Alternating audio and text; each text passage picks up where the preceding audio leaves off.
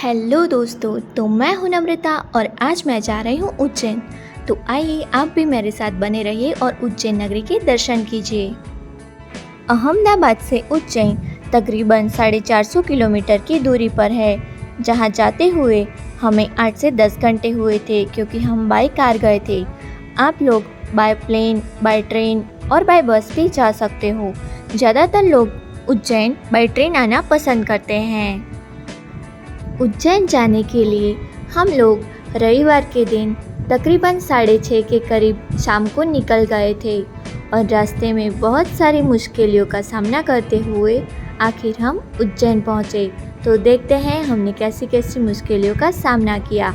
रास्ते में जाते हुए बहुत सी बारिश हो रही थी, गाड़ी चलाने में दिक्कत हो रही थी। मेरे भैया और पापा गाड़ी चला रहे थे और आप देख सकते हो कि बहुत ही सारी बारिश उस दिन हुई थी, जहाँ पर गड्ढे वाले रास्ते थे और कहीं पर रास्ते भी हम भटक जाया करते थे। और एक बार तो हमारी गाड़ी का पंचर भी हो गया क्योंकि वहाँ पर नज़दीक में कोई गैरेज ही नहीं था और ये ठीक करते करते तो सुबह हो गई। लेकिन तब तक हम मध्य प्रदेश में उज्जैन के बहुत करीब पहुँच चुके थे और देखते ही देखते हम उज्जैन नगरी में पहुँच गए। उज्जैन नगरी जो क्षिप्रा नदी के किनारे बसी है, यह एक अत्यंत प्राचीन शहर है जो महान सम्राट विक्रमादित्य के राज्य की राजधानी है। इसे कालिदास की नगरी से भी जाना जाता है। भगवान शिव के 12 ज्योतिर्लिंगों में से एक महाकाल इस नगरी में स्थित है। उज्जैन के प्राचीन नाम अवंतिका, उज्जैनी इत्यादि है। यह मंदिरों की नगरी है और यहाँ पर कई सारे तीर्थ स्थल है।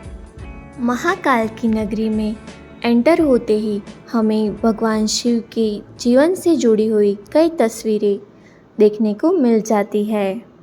उज्जैन को ग्रंथों में स्वर्ग बताया जाता है। इसका प्रमुख कारण यह है कि यहाँ पर प्रभु श्री गणेश के तीनों रूप विराजमान है, जिसमें से है चिंतामन, मंदामन और इच्छामन, और यह तीनों स्वरूप विद्यमान है। ये तो थी कुछ उज्जैन नगरी से जुड़ी हुई बातें। इसके बाद हमने हमारी कार पार्क कर ली और हम निकल गए। हमने जो होटल बुक किया था वहाँ पर फ्रेश होने के लिए। आपको और एक बात बता दूं कि उज्जैन में रहने के लिए और खाने पीने के लिए भी अच्छी सी सुविधा आपको मिल जाने वाली है।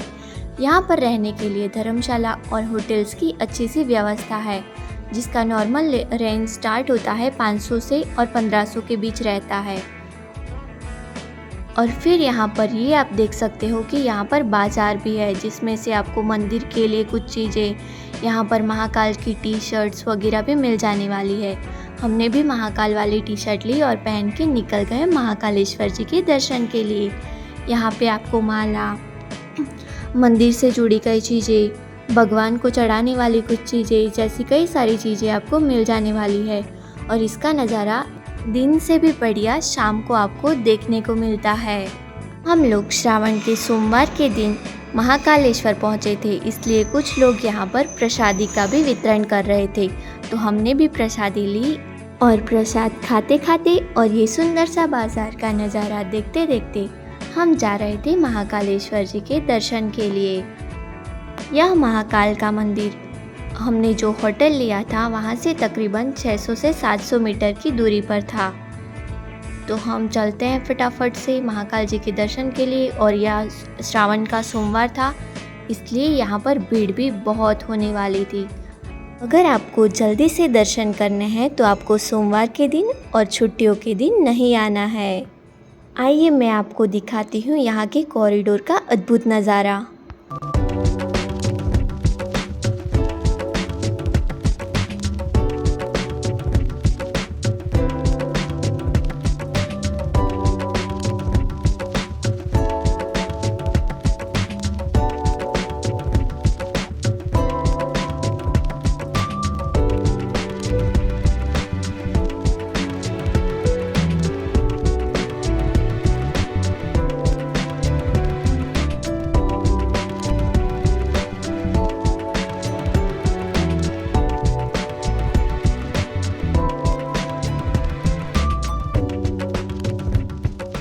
महाकाल भारत के 12 ज्योतिर्लिंगों में से एक है, जिसका स्थान तीसरे नंबर पर आता है। और हम महाकाल के दर्शन करने के लिए गए।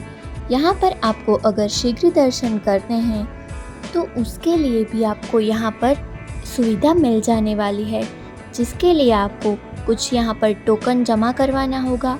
उसके बाद आप शीघ्र दर्शन के लिए जा सकते हैं। हम लोग जहाँ से सभी यात्रीगण दर्शन के लिए जाते हैं उसी तरह से हम भी जा रहे थे। और आप देख सकते हो कि महाकाल के दर्शन के लिए जो रास्ता है वह बहुत ही लंबा था। वो कहते हैं ना कि भगवान के दर्शन आसानी से नहीं मिलते, इसीलिए हम भी जय महाकाल का नारा लगाते हुए दर्शन के लिए जा रहे हैं। कहते हैं कि काल उसका क्या बिगाड़े भक्त जो महाकाल का, अर्थात जो महाकाल का भक्त है उसका काल भी कुछ नहीं बिगाड़ सकता। दोस्तों, कहते हैं कि उज्जैन यानी अवंतिका नगरी में एक शिव भक्त वेदप्रिय नामक एक ब्राह्मण रहता था, जिसके 4 बेटे थे। वो भी बहुत बड़े शिव भक्त थे।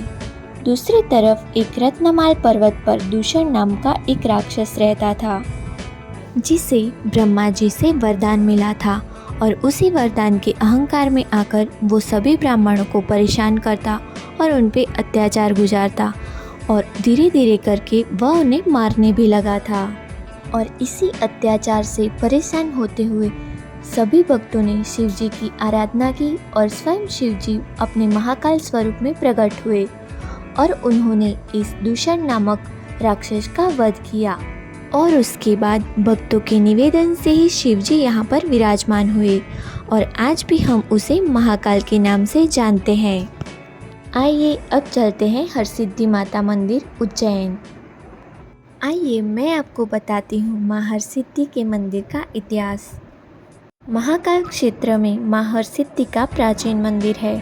कहा जाता है कि यह स्थान सम्राट विक्रमादित्य की तपोभूमि है, जो उनकी कुलदेवी थी। यह शक्तिपीठ 51 शक्तिपीठ में से एक है।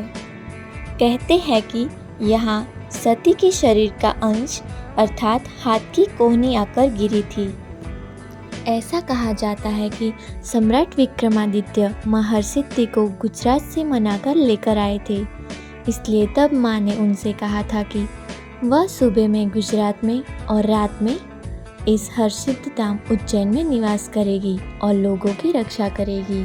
इस मंदिर का मुख पूर्व दिशा की ओर है और इसके बाहर 2 दीप स्तंभ भी है, जिसमें से एक छोटा और एक थोड़ा बड़ा है, जिसमें तकरीबन 1011 जितने दीपक है। और यहाँ की संध्या आरती बहुत ही प्रख्यात मानी जाती है। और उसके बाद हमने ऑटो बुक किया और निकल पड़े उज्जैन के कई और मशहूर तीर्थ स्थल देखने के लिए।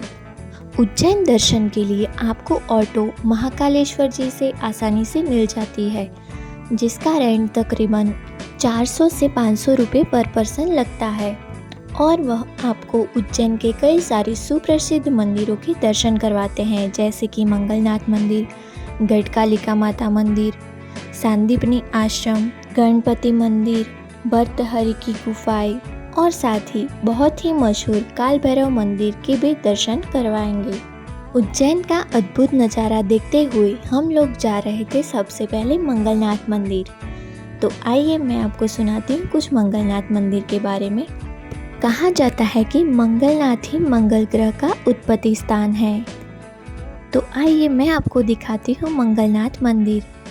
यहाँ ऊपर की तरफ मंगलनाथ जी मंदिर है और नीचे बड़ा सा हॉल है, जिसमें जिन लोगों को मंगल ग्रह की परेशानी हो या मंगल दोष हो उसकी विधि की जाती है और उसका निवारण किया जाता है। अगर आपको भी मंगल दोष निवारण की पूजा करवानी हो तो आप पहले से ही बुक करके या फिर टोकन देके करवा सकते हैं, जिसके लिए आपको कुछ ले जाने की आवश्यकता नहीं है। मंदिर के पुजारी या ब्राह्मण पहले से ही आपको जो पूजा करवानी होती है उसकी पूर्व तैयारी वह करके रखते हैं। पुराणों में मंगल ग्रह भगवान शिव के रूप में विराजमान है, जिसके बाहर भेड़ की प्रतिमा है, क्योंकि भेड़ मंगलनाथ का वाहन है। और गर्भगृह के अंदर भगवान मंगलनाथ शिवलिंग के रूप में विराजमान है। यहाँ नवग्रह की पूजा की जाती है। इसके बाद हम चलते हैं गढ़कालिका माता मंदिर उज्जैन। माना जाता है कि इसकी स्थापना महाभारत के काल में की गई थी, जिसको उज्जैन में 2 शक्तिपीठ में से एक माना जाता है। माँ हरसिद्धि का मंदिर यहाँ पर, जिसको तांत्रिकों की देवी माना जाता है, और उसका जीर्णोद्धार सम्राट हर्षवर्धन द्वारा किया जाने का उल्लेख मिलता है। आइए अब चलते हैं काल भैरव मंदिर उज्जैन। काल भैरव मंदिर पहुँचते ही बाहर की ओर आपको देशी और अंग्रेजी शराब की दुकान देखने को मिल जाती है, जो भगवान काल भैरव जी को प्रसाद के रूप में चढ़ाई जाती है, और यहाँ ये बिल्कुल लीगल माना जाता है। इसके उपरांत यहाँ पर आपको एक टोकरी में नारियल, गेंदे के फूल और या मदिरा की बोतल मिलती है, जो भगवान को चढ़ाई जाती है। माना जाता है कि मूल मंदिर भद्रसेन नामक राजा द्वारा बनाया गया है। वर्तमान मंदिर की संरचना मराठा प्रभाव को दर्शाती है और इसीलिए मंदिर पर मराठा ध्वज भी लहराया जाता है, जो स्थानीय परंपरा के अनुसार पानीपत की तीसरी लड़ाई में मराठों की हार के बाद मराठा सेनापति शिंदे ने मराठा शासन को बहाल करने के लिए अपने अभियान में जीत के लिए प्रार्थना करते हुए यह काल भैरव देवता को अपनी पगड़ी चढ़ाई थी, और जीत के बाद उन्होंने मंदिर का जीर्णोद्धार करवाया। काल भैरव जो यहाँ के रक्षक है, ये भगवान शिव का ही रौद्र और विशाल स्वरूप माना जाता है। इन्हें यहाँ का सेनापति भी माना जाता है। ये श्मशान क्षेत्र में स्थित होने के कारण तांत्रिकों के लिए आधिपत्य देव माने जाते हैं। मंदिर के देवता को शराब 5 तांत्रिक अनुष्ठानों में से एक रूप में चढ़ाई जाती है, जिन्हें पंचमकार के रूप में जाना जाता है। शराब, मांस, मत्स्य, मुद्र और मैथुन।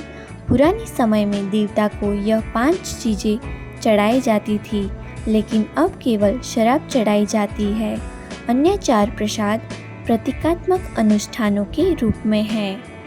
जो मदिरा का प्रसाद भगवान को चढ़ाया जाता है, वो सुबह और शाम की आरती में चढ़ाया जाता है। बाकी के समय में पुजारी उसमें से थोड़ा प्रसाद ले लेते हैं और दूसरा आपको वापस कर देते हैं। आरती के समय भगवान को चढ़ाया जाता है। इसके बाद हम चलते हैं भर्तहरि की गुफा उज्जैन। यह पूरी गुफा काली मिट्टी और पत्थरों से बनी हुई है, जो पूरे लाल रंग में है, जो दिखने में अत्यंत अद्भुत है। यहाँ 2 गुफाएं देखने को मिल जाती है, जिसमें से एक है भर्तहरि की गुफा और दूसरी है गोपीचंद जी की गुफा। और उसके बाद हम गुफा में प्रवेश करते हुए सबसे पहले हनुमान जी के दर्शन करते हैं और फिर हम गुफा प्रवेश करते हैं, जिसमें हम सबसे पहले राजा भर्तहरि की गुफा में जाते हैं। तो आइए देखते हैं राजा भर्तहरि की गुफा और उनसे जुड़ी हुई बातें। महाराज भर्तहरि जो सम्राट विक्रम के भ्राता थे, जिनकी 2 बीवी थी। उस उपरांत उन्हें पिंगला नामक युवती से प्रेम हुआ और उन्होंने उनसे शादी कर ली। भर्तहरि को एक वरदान मिला था कि वह हमेशा सुंदर और जवान दिखेंगे, तो उन्होंने यह वरदान अपनी सबसे प्रिय पत्नी पिंगला को दिया। पिंगला वहाँ के एक कोतवाल को चाहती थी। उसने यह वरदान उस कोतवाल को दिया और कोतवाल ने वो वचन एक दासी को दिया, और बाद में दासी ने सोचा कि यह वरदान की आवश्यकता तो हमारे राजा जी को है, क्योंकि उन्हें हमारी प्रजा की रक्षा करनी है, और उसने वह वरदान राजा जी को दिया। तब राजा जी ने पूछताछ करवाई, तब उन्हें पता चला कि उन्होंने दासी से पूछा तो दासी ने कोतवाल का नाम दिया, बाद में कोतवाल से पूछा तो कोतवाल ने पिंगला का नाम दिया, और बाद में उन्हें लगा कि उनके साथ बहुत बड़ा धोखा हुआ है। उसी के वियोग में आकर उन्होंने सारा राजपाट छोड़ दिया और यहाँ आके 12 वर्षों तक तपस्या की। यहाँ पे मत्स्येंद्र नाथ योगी जी का मंदिर भी देखने को मिल जाता है, और यहाँ से चारों धाम जाने का भी एक रास्ता है।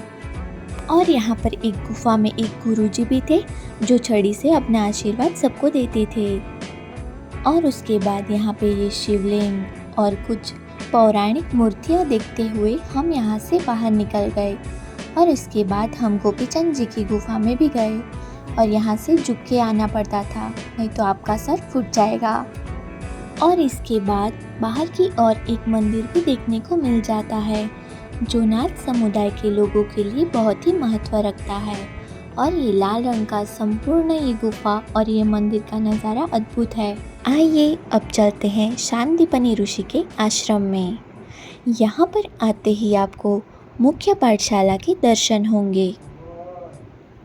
महर्षि सांदीपनि आश्रम के मुख्य पुजारी पंडित रूपम व्यास के अनुसार यह बहुत पुराना है, जिसकी स्थापना द्वापर युग में हुई थी। आश्रम में गुरु सांदीपनि की प्रतिमा के चरण पादुका के दर्शन होते हैं।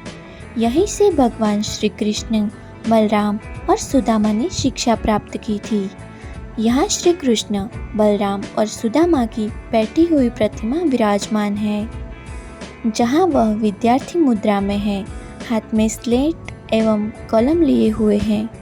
भगवान श्री कृष्ण के स्लेट पे लिखे हुए 3 मंत्रों के साथ ही उनके विद्या संस्कार आरंभ हुआ था। कहते हैं कि भगवान श्री कृष्ण ने 14 विद्या और 64 कलाएं 64 दिन में ही सीख ली थी। यहाँ पे इन 14 विद्याओं को बहुत ही आकर्षित रीत से प्रस्तुत किया है और यहाँ पे उसका आपको लिखित वर्णन भी देखने को मिल जाता है, जिसमें वेदांग, शिक्षा, छंद, व्याकरण सबका भी उल्लेख किया गया है। यहाँ पर आपको ये एक महादेव का शिवलिंग देखने को मिल जाएगा, जो स्वयंभू है। गुरु सांदीपनि ने अपनी कठिन तपस्या से बेलपत्र के माध्यम से शिवलिंग प्रकट किया था। इन्हें हम सर्वेश्वर महादेव के नाम से जानते हैं। यह है गोमती कुंड। कहा जाता है कि भगवान श्री कृष्ण जब यहाँ पर शिक्षा लेने आए थे, तब गुरु माता को पानी लेने के लिए क्षिप्रा नदी के पास जाना पड़ता था, जो कि यहाँ से 2-3 किलोमीटर की दूरी पर है। इस समस्या को हल करने के लिए भगवान श्री कृष्ण ने अपने एक बाण से यहाँ पर इस कुंड की रचना की थी और कहा जाता है कि गोमती कुंड का पानी कभी सूखता नहीं है। इसके बाद भगवान श्री कृष्ण ने जो 64 कलाएं सीखी थी, उसका भी यहाँ पर आपको विस्तृत में वर्णन देखने को मिल जाएगा, जो बहुत ही आकर्षित रूप से यहाँ पर प्रस्तुत किया गया है। और इन सभी मंदिरों और उज्जैन के मशहूर स्थलों को देखने के बाद हम वापस आए महाकालेश्वर। बाद में हमने कुछ नाश्ता किया और हमने यहाँ से शिव शक्ति पराठा सेंटर से आलू पराठा, प्याज पराठा, पनीर पराठा और वो सब ट्राई किए, जो बहुत ही बढ़िया थे। और इसके बाद हमने जो होटल बुक किया था, वहाँ पर 2 से 3 घंटे आराम किया और उसके बाद सुबह हम निकल गए भस्म आरती के लिए। और ये कुछ सुबह का नज़ारा आप देख सकते हो, जो दिन से भी बहुत बढ़िया लगता है। आइए मैं आपको दिखाती हूँ यहाँ के कॉरिडोर के दर्शन, जो लाइटिंग में बहुत ही ज़्यादा अच्छा लगता है। और आप जब स्वयं आके यहाँ पर देखोगे ना, तो आपको बस यही होगा कि बस मैं यहीं पर रह जाऊँ। तो आप भी एक बार ज़रूर आइए और इस महाकाल नगरी को ज़रूर देखिए। कहा जाता है कि यह कॉरिडोर 900 मीटर लंबा है, जिसमें शिव विवाह, त्रिपुरासुरवध, शिव पुराण और शिव तांडव स्वरूप जैसे भगवान के संबंधित कहानियों को दर्शाते 108 वाद्यचित्र एवं 90 के करीब मूर्तियां हैं, जो भगवान शिव के भव्य रूपों को दर्शाती है। कॉरिडोर में 2 भव्य एंट्री है, जिन्हें नंदी द्वार और पिनाकी द्वार कहते हैं। और कॉरिडोर का उद्घाटन 11 अक्टूबर 2022 को भारत के प्रधानमंत्री मोदी जी ने किया था।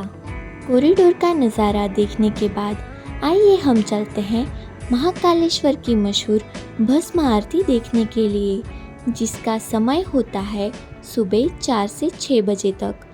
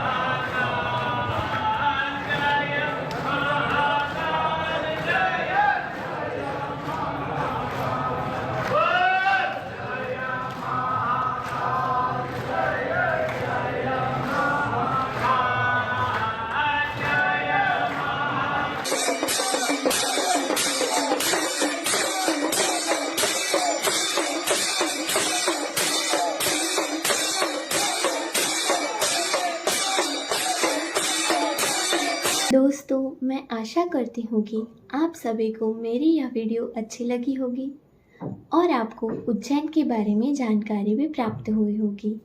धन्यवाद। जय महाकाल।